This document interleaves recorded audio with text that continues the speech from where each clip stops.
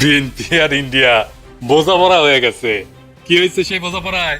সেটা হইতেছে যতদিন আপা চট কইরা ঢুকে না যায় ততদিন পর্যন্ত বিএনপি ভারপ্রাপ্ত আওয়ামী লীগ হিসেবে কাজ করবে। হ্যাঁ, ভারপ্রাপ্ত আওয়ামী লীগ, আমি কই বৃহত্তর আওয়ামী লীগের বিএনপি শাখা। সেই জন্য ইন্ডিয়ান মিডিয়া উঠে পড়ে লাগিয়েছে বিএনপিকে ক্ষমতায় নিয়ে আসতে।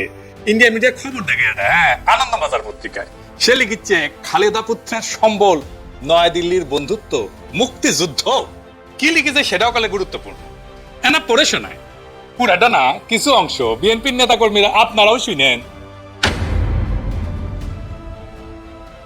উনি লিখিচ্ছে মুক্তিযুদ্ধ এবং ভারতকে পুঁজি কইরা প্রায় 1.5 যুগ পরে দেশের মাটিতে পা রাখতে চলেছেন খালেদা জিয়া পুত্র তথা বিএনপির ভারপ্রাপ্ত চেয়ারম্যান তারেক রহমান। নভেম্বরে সমাজ মাধ্যমে তারেক লিখেছিলেন, এখনই দেশে ফেরার বিষয়ে সিদ্ধান্ত নেয়ার সুযোগ তার জন্য অবারিত এবং একক নিয়ন্ত্রণাধীন না। অনেকেরই প্রশ্ন, দিন 15-18-র মধ্যে কি এমন হইল যে তিনি দেশে ফেরার ঘোষণা করলেন? বাস্তব হইল, মানে এখানে কইছে কেন দেশে ফেরার ঘোষণা করলেন, এটা কইছে এখানে। বাস্তব হইল নয়াদিল্লির সমর্থন অনেকটাই নিশ্চিত করে ফেলেছেন বিএনপির ভারপ্রাপ্ত চেয়ারম্যান। বিদেশ মন্ত্রক সূত্রের খবর, বিদেশ মন্ত্রক মানে পররাষ্ট্র মন্ত্রণালয়, মানে ইন্ডিয়ার পররাষ্ট্র মন্ত্রণালয়, এটা কইছে বিএনপি ক্ষমতায় আসলে ভারত বাংলাদেশের মধ্যে যে চুক্তিগুলো আছে তাতে কোনো প্রভাব পড়বে না এবং বাংলাদেশের মাটিকে কোনো ভারত বিরোধী কাজে ব্যবহার করতে দেওয়া হবে না, এই মর্মে প্রতিশ্রুতি পাওয়া গিয়েছে তারেকের কাছ থেকে। কি মজা! ভারতের গোয়েন্দা সূত্রের বক্তব্য, ঢাকাকে পাশে পেতে নয়াদিল্লিরও দরকার বিএনপিকেই, কারণ কর্মকাণ্ড নিষিদ্ধ হয়, ভোটে লড়তে পারছে না আওয়ামী লীগ।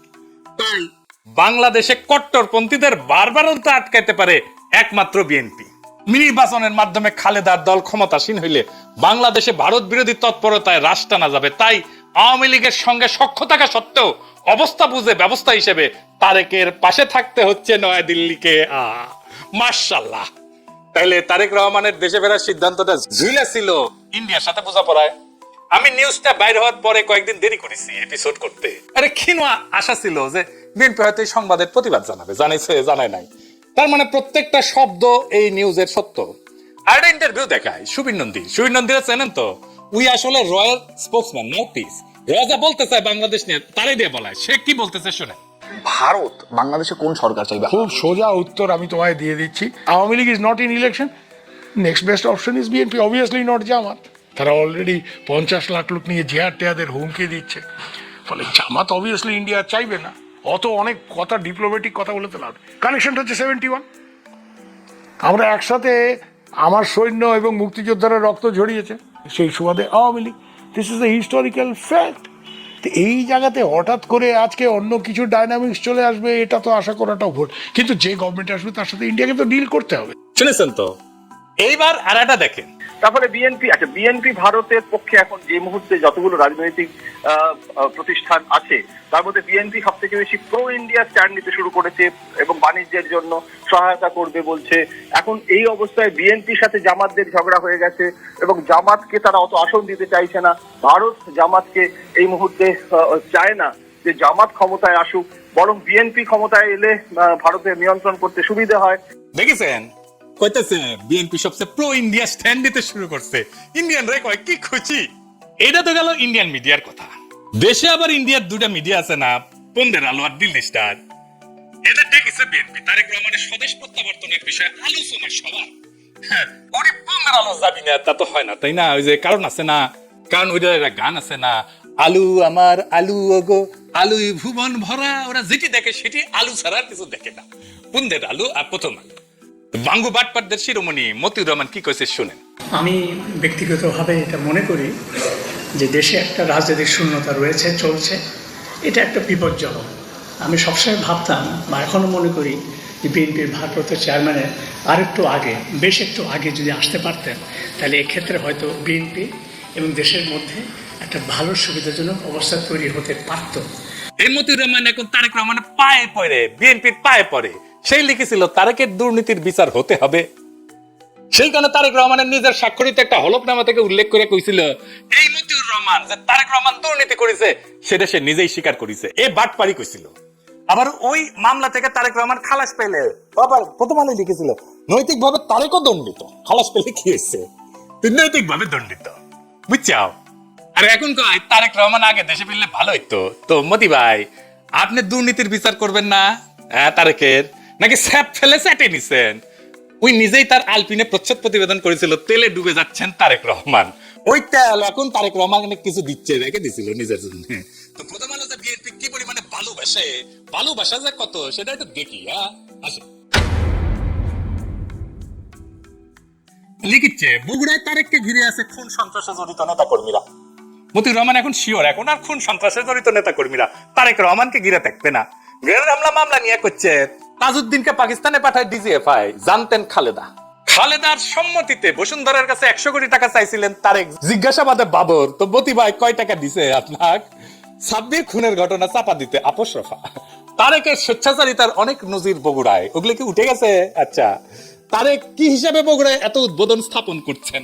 আরো লাগবে, ওর পায়ে পড়তেও সময় লাগে না, ধাক্কা দিয়ে ফেলাই দিতেও সময় লাগে না। মূল উদ্দেশ্য হচ্ছে টিকে থাকা, যেন তেন প্রকারের টিকে থাকা। তো এইগুলো কি জার্নালিজম, বস্তুনিষ্ঠ সাংবাদিকতা? এই নিউজগুলো যদি সত্য হয় তাহলে মতিউর রহমানের কি তারেক রহমানের প্রত্যাবর্তনের মিটিং এ যায় তারেক রহমানকে দেশে কেন আসলো না সেই নিয়ে কান্নাকাটি করা যায়? নৈতিকভাবে এটা জায়েজ, এথিক্যালি উচিত এইটা? হাদি গুলি খাওয়ার পরে শিরোনাম করেছিল তফসিলের পরের দিন প্রার্থী গুলিবিদ্ধ, হাদির নামটা পর্যন্ত লেখে নাই। এতই ঘৃণা একজন মাদ্রাসা পড়ুয়া তরুণ প্রতিশ্রুতিশীল রাজনৈতিক নেতার প্রতি। এই যে প্রথম আলোর মজলুম ঘৃণা আর তেলা মাথায় তেল দেওয়া, এটা কি বার্তা দেয়? বার্তা দেয় এটাই যে আপনি শক্তের ভক্ত, নরমের জম। তাহলে তো আপনার সাথে গায়ের জোর দেখাবেই মানুষ, গায়ের জোরেই কথা কবে মানুষ। আরেক মাল আছে মাহবুজানন্দ প্রভুপাদ, সে কয় 53 বছরে নাকি সংবাদ মাধ্যমে আগুন দেওয়া হয়নি, ওই চান্দের দেশে আসছিল। বাংলাদেশের 53 বছর বয়সে কোন মিডিয়ার অফিস আগুন জ্বালানো হয় না। হ্যাঁ, 2013 সালে 12 ফেব্রুয়ারি দৈনিক নয় দিগন্তের আরামবাগের কার্যালয় হামলা করে আগুন ধরায় দেওয়া হয়েছিল। তুই তো দমে দমে মিশা কথা কয়। ওই আগুনে পোড়ার পরে পত্রিকা বাইট করেছে, লিখেছে আনবাউড, মানে হইতেছে মাথা মতো করে না। বাহ, প্রচুর প্রচুর সাহস। আজ তার একটা ক্লিপ দেখি বেনজিরকে নিয়া, বেনজিরের ভয়ে নাকি ওই কাঁপিচ্ছিল, শুনেন। আমরা কিন্তু এই যে আইজিপি বেনজিরের যে তার যে কুকর্ম আমরা কিন্তু মিডিয়াতে জানতাম, কিন্তু রিপোর্ট করতে সাহস পাইনি। আপনি হয়তো কিছু করতেন না, সরকার হয়তো কিছু করতো না, বাট ওই ধরনের একটা পাওয়ারফুল আইজিপি সে তো একটা সাংবাদিকটা কি না করতে পারত। শুনেছেন কত বড় সাহস? মাইনে নিলাম যে ওই ভিতু, তো তাইলে কি ওই পত্রিকার স্লোগানে জার্নালিজম উইদাউট ফিয়ার আর ফেভার লাগার নৈতিক অধিকার আছে? মানে না বুঝা নাম, আপনার লজ্জা নাই? আপনি তরুণদের কি শিখাইতেছেন? আপনার লজ্জা লাগে না এত ভণ্ডামি করতে? ভণ্ডামির তো মাত্রা আছে।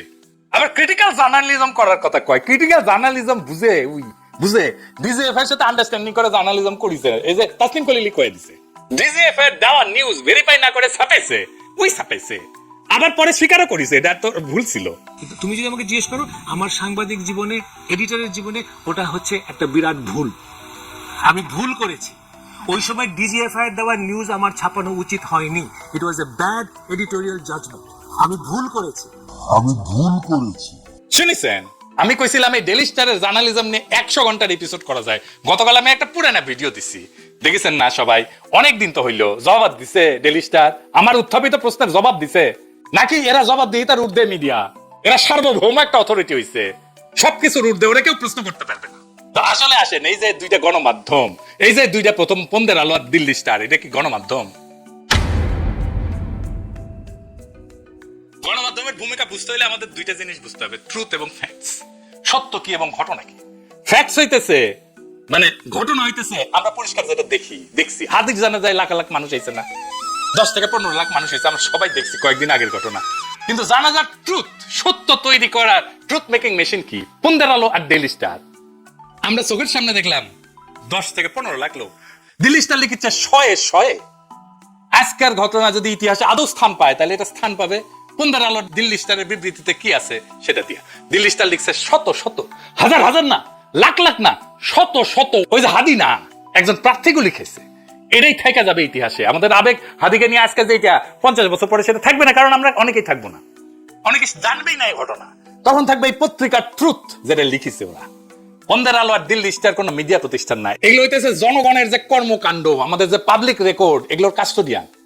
আমাদের দৈনিক আমাদের যে বাস্তবতার উপাখ্যান এইটা রচনা করে পুন্দের আলো আর দিল্লি স্টার, এটার একটা শক্তিশালী প্ল্যাটফর্ম।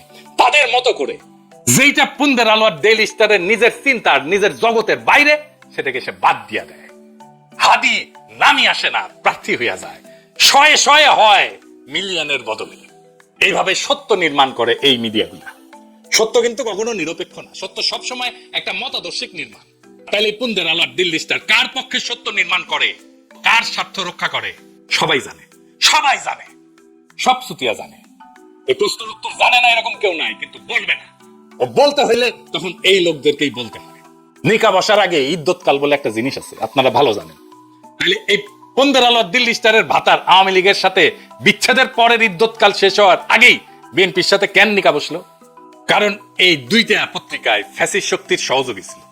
এদের বিচার হওয়া উচিত ছিল, গণ আদালতে বিচার হওয়া উচিত ছিল, কিন্তু এদের সম্পদ, এদের কন্ট্রোল, এটা গোপনে বিএনপির কাছে সম্পত্তি হস্তান্তর হবে। বিএনপি সব জায়গায় সব মিডিয়াতে নিজেদের লোক বসাইছে। কালের কণ্ঠে কে সম্পাদক, বাংলাদেশ প্রতিদিনে কে সম্পাদক, আর টিভিতে কে শেয়ার নিছে, ৭১ টিভিতে মালিকানা নিছে কে, সব বিএনপি। নাম কইলাম না আজকে। তারা ভাবিছে নিরাপত্তা দিবি বিএনপি। খারান আইসেনি, আমি না গোড়ায় আসবো, গোড়ায় আপনাদের জন্য আসার আমার টাইম নাই। এডিটর সাহেব গোড়ার হাসিটা দেন। যাদের প্রোটেকশনের আশায় আছেন তাদের কয়টা ক্লিপ দেখায়। মির্জা আব্বাসও দেখেন।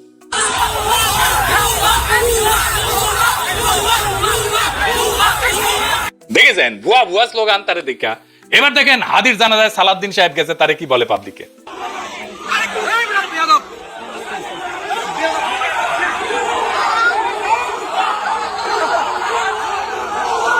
দেখেছেন এটিও ভুয়া স্লোগান।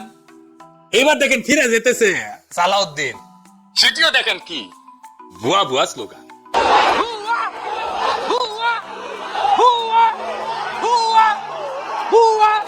মির্জা ফখরুল চালাক মানুষ, জানাজার আগে কইছে আমি অসুস্থ, আমি যাবো না। সত্যি অসুস্থ কিনা আল্লাহ জানেন।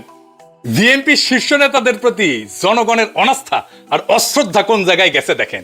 এরা ইলেকশনে জিতবে কি মনে হয় আপনাদের? এই অন্তর্বর্তীকালীন সরকার গণমাধ্যমগুলোর ফ্যাসিস্ট ভূমিকা এবং তাদের নেতৃত্ব প্রদানকারী চরিত্রগুলোকে বিচারের আওতায় আনতে ব্যর্থ হয়েছে। শুধু ব্যর্থ হয় নাই, তাদেরকে আশ্রয় দিছে, প্রোটেকশন দিছে, তাদেরকে এম্পাওয়ার করছে। প্রফেসর ইউনূস দেখে এদের সাথে বসে কথা বলে, সাক্ষাৎকার দেয়। এই কারণেই জনতা শাস্তি দেওয়ার কাজটা নিজেদের হাতে তুলে নিতে বাধ্য হয়েছে। হাদির জানাজা প্রমাণ করছে জুলাইয়ের আগুন নেভে নাই, বিপ্লবী ছাত্র জনতা ঘরে ফিরে যায় না। জুলাই বিপ্লবকে এই জন্য হয়েছিল যে এক ফ্যাসিস্ট শাসকের জায়গায় আর একটা ভারপ্রাপ্ত ফ্যাসিজম বসবে। আওয়ামী লীগের জায়গায় ভারপ্রাপ্ত আওয়ামী লীগ হয়ে বসবে বিএনপি, যার গ্যারান্টার হবে নয়াদিল্লি। সেই জন্য তো হয় নাই। কিন্তু বিএনপি কি করলো? তারা বিপ্লবের আগুনকে নেগোসিয়েশনের কয়লায় ফেলে দিল, ক্ষমতার কয়লায় ফেলে দিল। তারা ছাত্র জনতার রক্তকে জিও পলিটিক্যাল কারেন্সি বানালো। এইটাতে বিএনপি শেষ হয়ে যাবে। এই দেশের মানুষ একটা জিনিস সহ্য করতে পারে না, সেটা হইতেছে বেইমানি। বিএনপি জনতার সাথে, শহীদের রক্তের সাথে বেইমানি করছে, বিপ্লবের সাথে বেইমানি করছে। আওয়ামী লীগ ক্ষমতায় ছিল ইন্ডিয়ার জোরে, এখন বিএনপি ক্ষমতায় আসতে চায় ইন্ডিয়ার সাথে বোঝাপড়ায়। দুইটারই একই রোগ, শুধু উপসর্গ বদলাইছে। আর মানুষ সেটা বুঝে গেছে।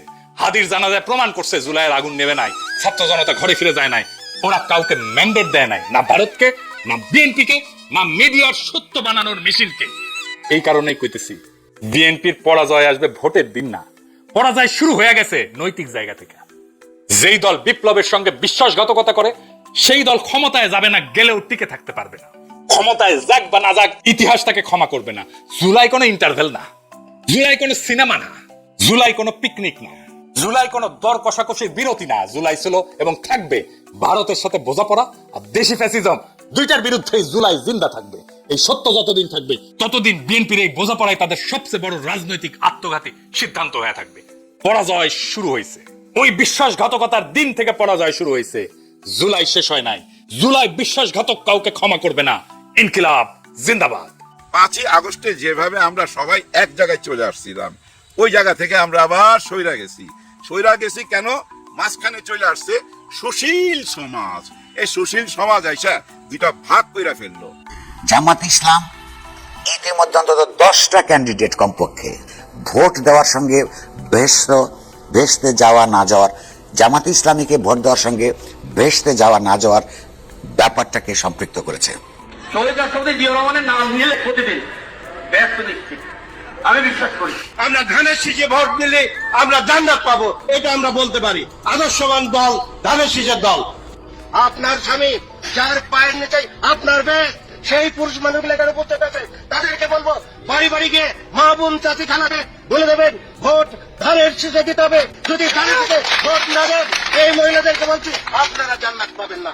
জামাত ইসলাম ইতিমধ্যে অন্তত 10টা ক্যান্ডিডেট কমপক্ষে জামাত ইসলামীকে ভোট দেওয়ার সঙ্গে বেহেশতে যাওয়া না যাওয়ার ব্যাপারটাকে সম্পৃক্ত করেছে।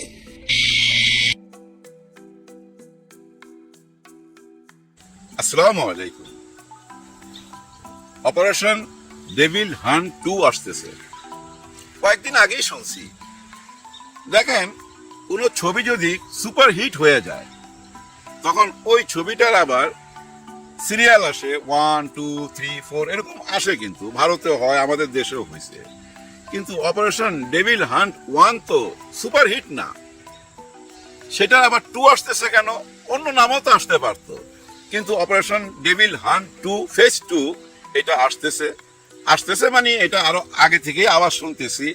ব্যাপারটা অনেকটা হয়ে গেছে এরকম, হাতি পাজেগা ঠুস। হাতির গতর যেমন, তার পাতটা কেমন হওয়া উচিত? পিছনের থেকে তো ভাই ধুলাবালি উড়ে যাওয়া উচিত, তাই না? কিন্তু না, হাতির পাদের আওয়াজ কিন্তু ঠুস হয়, এরকম ঠুস। হ্যাঁ, কারণ কি জানেন? এই মুহূর্তে যদি অপারেশন ফেজ 2 মানে অপারেশন ডেভিল হান্ট ফেজ 2 যদি মার্কেটে কাজ করতো, বাজারে থাকতো, তাহলে কেন এই প্রশ্ন আসলো যে আপনাদের কার কার অস্ত্র লাগবে, আসেন নিয়ে যান।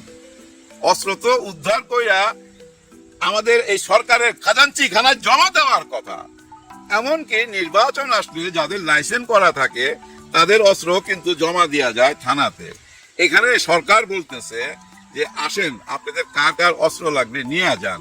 এর মধ্যে আবার 20 জনের মতো বডিগার্ড দিছে। এর মধ্যে আবার 2 জন, ভিপি নূর সাহেব আর সাদিক কাইম, বলছে আমাদের লাগবে না। 18 কোটি মানুষ যখন নিরাপদে থাকবে, আমরাও নিরাপদে। তাদের যদি নিরাপত্তা না দিতে পারেন, তাহলে আমাদের নিরাপত্তা আমরা চাই না। মানে রাজনৈতিক বক্তব্য, সাহসী কথাবার্তা, কিন্তু তারপরেও হুঁশে থাকতে হবে, সাবধানে থাকতে হবে। কিন্তু এই যে দেখেন, একজন গানম্যান সাথে নিয়ে ভোট চাইতে যাইতেছেন, ভাই আমাকে একটা ভোট দেন, ওর মধ্যে পিছনে গানম্যান। ভাই পোলাপান ভয় পাইবো তো?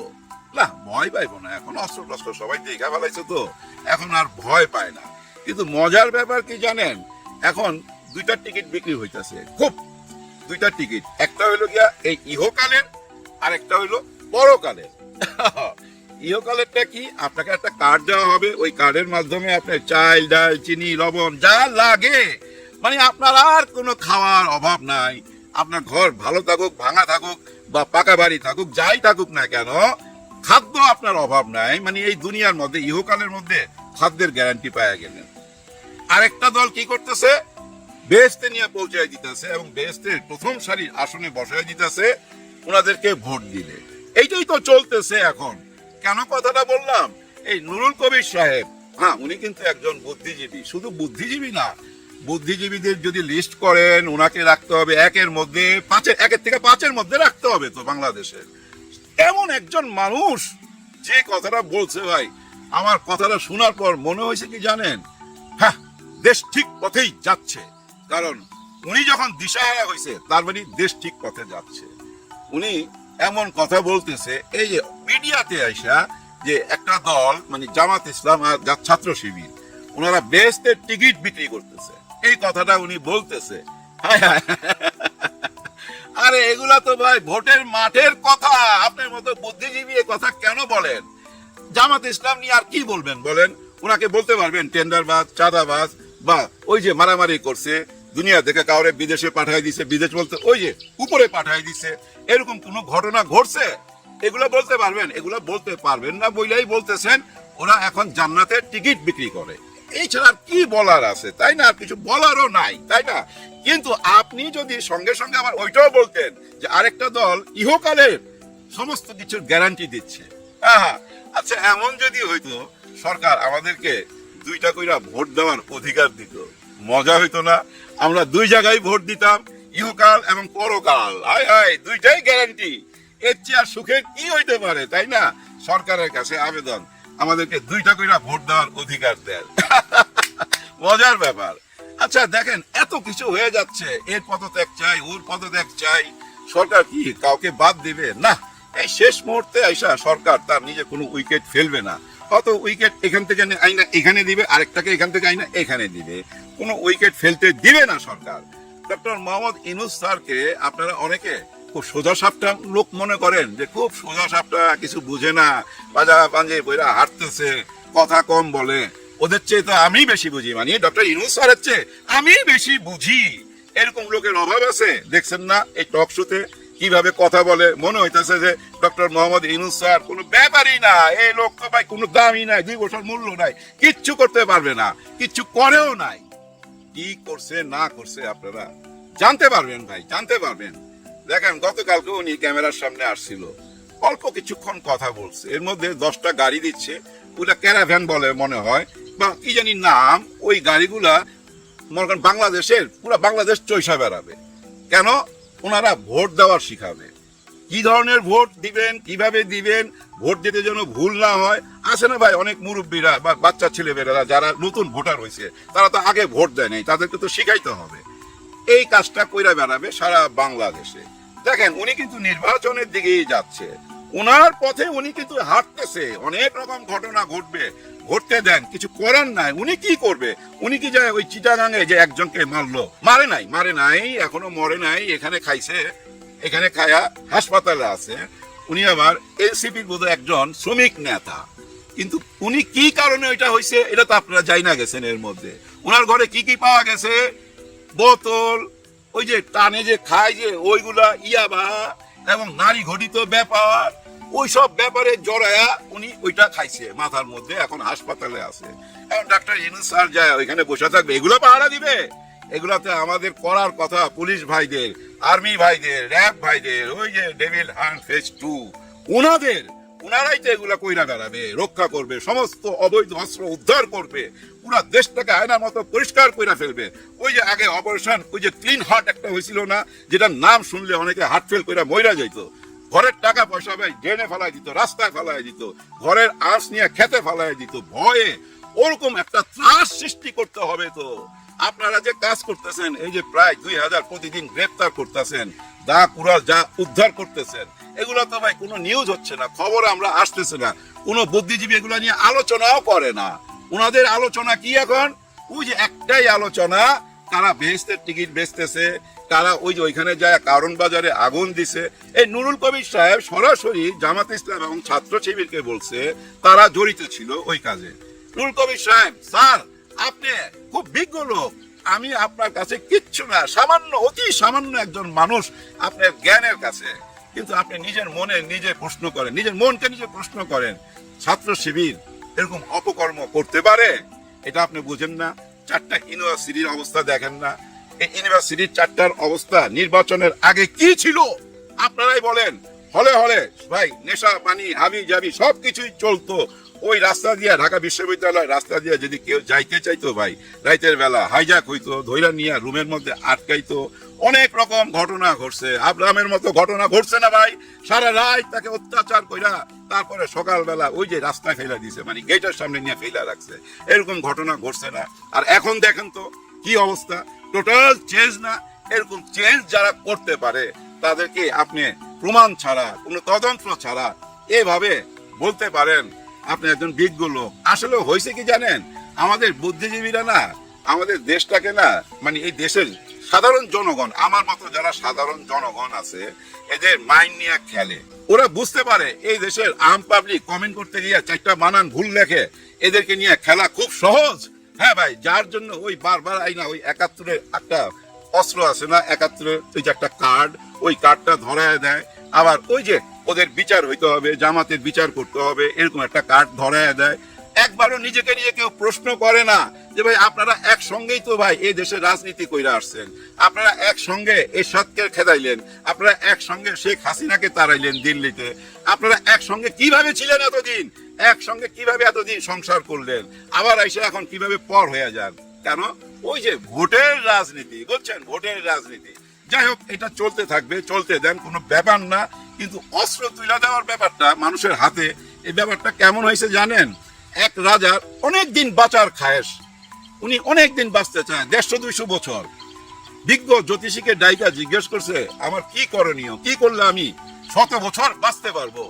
ওই জ্যোতিষী বুদ্ধি দিছে যে আপনি সারা দেশের আপনি যত দালান কোঠা আছে সব লাল করেন এবং যে গাছপালা পাতা সহকারে সবুজ পাতা সহকারে লাল কইরা ফেলবেন, মানে কোনো দিকে যেন লাল ছাড়া আর কিছুই দেখা না যায়, তাহলে আপনি দীর্ঘজীবী হবেন।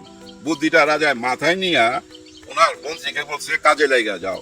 চারিদিক থেকে কাজে লেগে গেল। মাসখানিক কাজ করার পর অর্থমন্ত্রী হিসাব বলতেছে 1 মাসে খাজাঞ্চি খানার 4 ভাগের 2 ভাগ টাকা শেষ হয়ে গেছে, অর্ধেক টাকা শেষ হয়ে গেছে। এখনো কিন্তু দেশের 4 আনার 1 আনাও রং করা হয় নাই। উপায় কি মহারাজ? ওই সময় এক বালক ঢুকে, হ্যাঁ ভাই, এক বালক ঢুকে। সেই বালক আইসা বলতেছে যে আমাকে 100 স্বর্ণ মুদ্রা দেন, আমি আপনাকে উপায় বইলা দিব, আপনার খাজাঞ্চি খানার টাকা খরচ হবে না। তাই নাকি? হ্যাঁ, এই নাও 100 মুদ্রা। কাজে না, আমি পরে নিব, 2 দিন পরে আসা নিব। 2 দিন পরে সেই বালক করছে কি জানেন, আমার মতো একটা সানগ্লাস নিয়ে আইছে, যার গ্লাস লাল, আয়না রাজার চোখের মধ্যে পরায় দিছে। এবার তাকান আপনি চারিদিকে, হ্যাঁ সব তো লাল। তা আপনি দেশে না যদি, আপনি যদি বিদেশেও যান ওইখানেও লাল দেখতে পাবেন। এই সানগ্লাস আপনি খুলেন না, চারিদিকে আপনি লাল আর লাল। রাজা খুশি হয়ে হায় হায় তোমার কত টাকা বাঁচায় দিছে, বলে 100 না, তুমি আরো নাও। না, আমার 100 দরকার, আমার মায়ের ট্রিটমেন্টের জন্য 100 মুদ্রা দেন। নিয়ে ওই বালক চইলা গেছে। কথাটা এই জন্য বললাম, দেখেন পুরা দেশের মধ্যে যেভাবে আপনারা অস্ত্র দেওয়ার ঘোষণা দিচ্ছেন, আমিও তো ভাই যা বলতে পারি আমার একটা দেন। এইভাবে যদি পুরা দেশে অস্ত্র দিয়া আপনি নির্বাচন করতে চান, তাহলে কি সেটা নির্বাচন হবে? হবে না।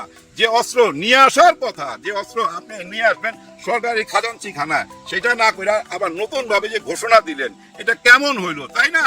ওই লাল করে দেওয়ার মতো কি, তাই না? ওই দুনিয়াটা লাল করে দিতে হবে, আমার রাজ্য লাল করতে হবে, সেই পথে কি গেলেন? আর ওই লাল চশমা চোখে দেন, লাল চশমা চোখে দিলে সব লাল হয়ে যাইব। তার মানে কি জানেন, চোখ দুইটাকে না লাল করতে হবে। লাল কেমন লাল জানেন? ওই যে 1/11-এর সময় অপারেশন ক্লিন হার্ট হয়েছিল না, যেটার কথা শুনলে অনেকে হার্ট ফেল করে মইরা যাইতো ভাই, নিজের টাকা পয়সা ধন দৌলত রাস্তায় ফেলাইয়া দিত। ওরকম হয়ে যান, চোখ দুইটাকে লাল করেন, দেখবেন ওই লাল চোখ দেখে না সমস্ত কিছু ঠান্ডা হয়ে যাবে ভাই, একেবারে ঠান্ডা হয়ে যাবে। কঠিন হইতে হবে ডক্টর ইউনূস স্যার, আপনাকে কঠিন হইতে হবে। যাই হোক, ডক্টর ইউনূস স্যার কঠিন হবে না, আমি যতই চিৎকার করি না কেন, উনি ওনার রাস্তা থেকে সরবে না।